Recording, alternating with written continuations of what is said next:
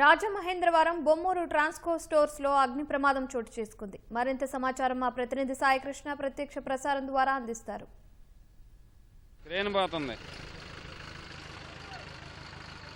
లక్ష్మి రాజమహేంద్రవరం గ్రామీణ మండలం బొమ్మూరులోని ట్రాన్స్కో జిల్లా స్టోర్స్ కార్యాలయం చాలా పెద్దది. ఇది ఉమ్మడి తూర్పుగోదావరి జిల్లాలో ఒక పెద్ద ప్రమాదం జరిగింది, అగ్ని ప్రమాదం. ఇక్కడ స్క్రాప్ మీటర్లు మొత్తం వినియోగించి తీసుకొచ్చిన స్క్రాప్ మీటర్లు ఇక్కడ నిల్వ ఉంచారు. ఇక్కడ పెద్ద అగ్ని ప్రమాదం సంభవించింది.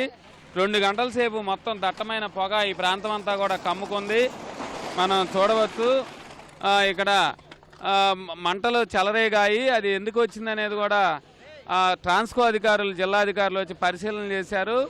అయితే ఈ ప్రమాదం ఎందుకు సంభవించింది అనేది ఇంకా తెలియాల్సి ఉంది. అయితే 6 అగ్నిమాపక దళాలు ఈ శకటాల చుట్టుపక్కల రాజమహేంద్రవరంతో పాటు కొవ్వూరు, అనపర్తి ఈ పరిసర ప్రాంతాల నుంచి వచ్చి మంటలు నార్పారు. ఈ పెద్ద ప్రమాదం తప్పిందని చెప్పాలి. ఇక్కడ ఈ మొత్తం ఉమ్మడి తూర్పుగోదావరి జిల్లాకి ఇక్కడ పవరు సరఫరా అనేది ఇక్కడ బొమ్మూరులోని ట్రాన్స్కో కార్యాలయం ప్రధాన కార్యాలయం ఇది. ఇక్కడి నుంచే సరఫరా చేస్తుంటారు ఉమ్మడి తూర్పుగోదావరి జిల్లా వ్యాప్తంగా. అయితే ఇక్కడ పాత ట్రాన్స్ఫార్మర్లు, అలాగే పాత స్క్రాపు, విద్యుత్ శాఖకు సంబంధించిన మీటర్లు అన్నీ కూడా నిల్వ ఉంచారు. వీటితో పాటు కొత్త పవర్ జనరేటర్లు, కేబుళ్ళు అన్నీ కూడా ఇక్కడ నిలవబెట్టారు.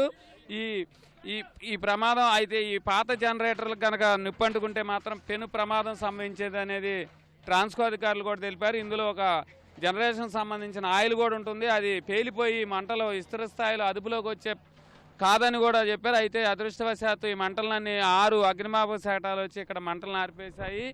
ప్రస్తుతం అయితే ప్రమాదం ఎందుకు జరిగిందనే కోణంలో కూడా అటు అగ్నిమాపక శాఖతో పాటు ట్రాన్స్కో అధికారులు కూడా పరిశీలన చేస్తున్నారు.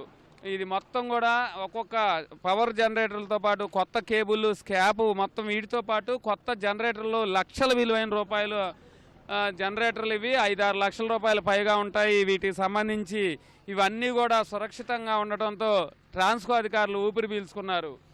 ఇప్పుడు ప్రస్తుతం అయితే 6 శకటాలు మొత్తం తీవ్రంగా శ్రమించి మంటలను అయితే అదుపులో తెచ్చారు. ఇక్కడి నుంచి కూడా విద్యుత్ టవర్లు, పెద్ద పెద్ద టవర్లు ఉంటాయి. ఆ టవర్లకి కేబుళ్ళు ఇవన్నీ కాలితే మాత్రం ప్రమాదం మాత్రం ఊహించని రీతిలో ఉండేదనే చెప్పాలి.